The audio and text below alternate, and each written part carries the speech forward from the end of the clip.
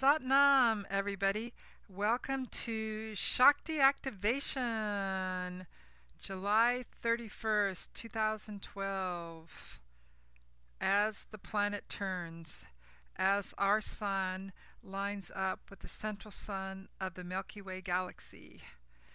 So, what we have activating on the planet during this time period is a Pluto-Uranus square.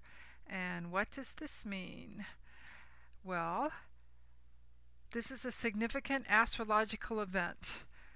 And the last time that this happened was in the 60s, when we began having a peace movement, cultural revolution, and people became aware of awakening to their own power, their own electric energy, the electric energy of change, the Uranus factor.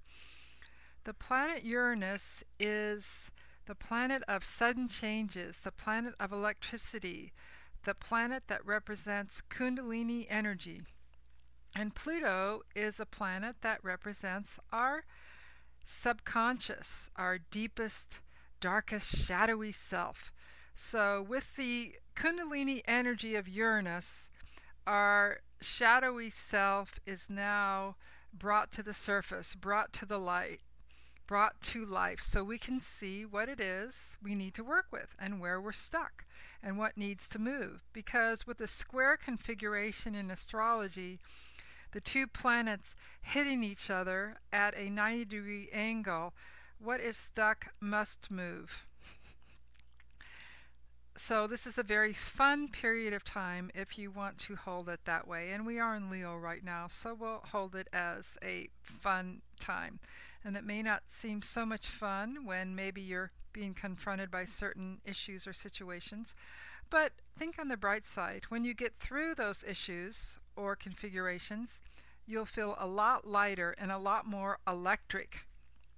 You'll have more life force, and you can become aware of that which is weighing you down, which you may not have even been aware of previously. So that's what we're working with. The last time before the 60s where this Uranus-Pluto configuration occurred was in the time of the Renaissance. And what was being learned at that time on the planet was the power of art and beauty to make life basically a lot better, as opposed to a life that was filled with maybe just dread and dinginess or something. So this particular sweep of these 7 conjunctions between now, starting June 24th, 2012, and ending in 2015, the particular lesson that we're learning from these configurations is we're moving from the love of power to the power of love. So as a planet, as a species, as a humanity, we're learning the power of love and how to be collaborative, how to share to create the world that we want. So we're moving from power over paradigm to shared power. This is what we're working with this conjunction. The way through the stuck energies of this conjunction, the way out, is basically with what's called the 3 gateways.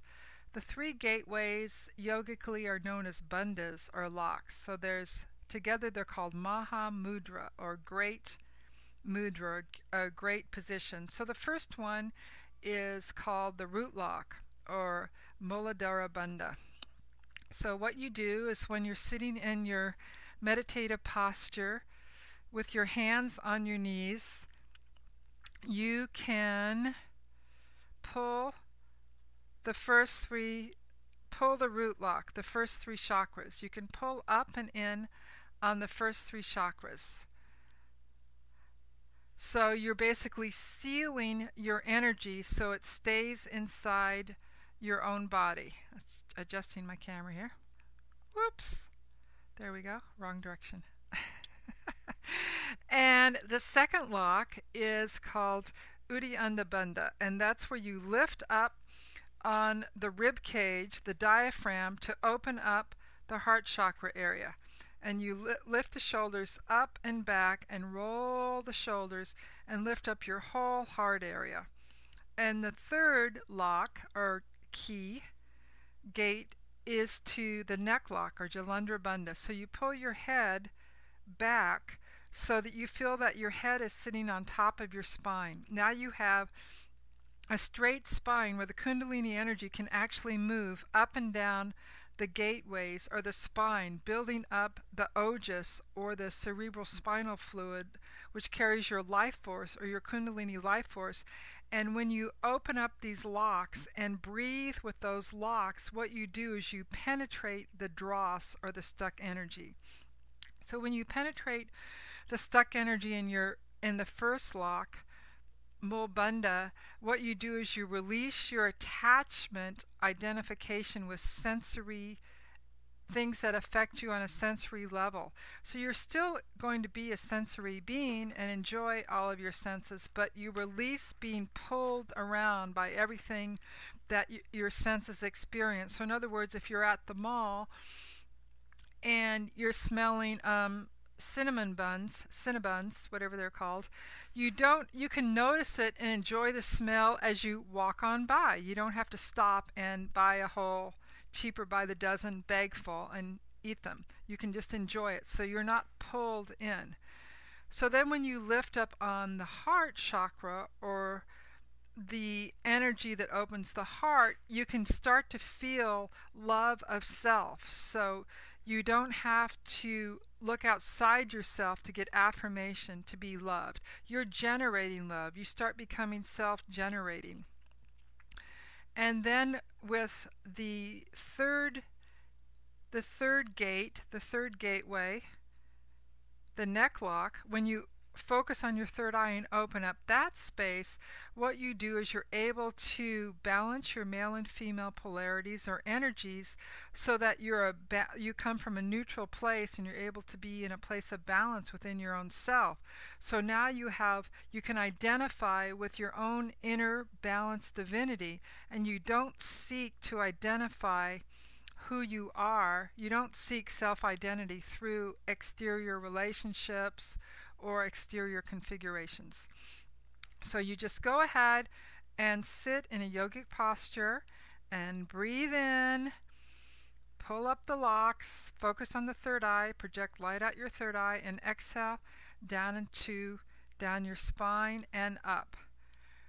So that is the yogic way through the three gateways to work with this Pluto-Uranus configuration at this time on planet Earth between 2012 and 2015. So have fun practicing, have fun activating your Shakti, your life force, your Kundalini.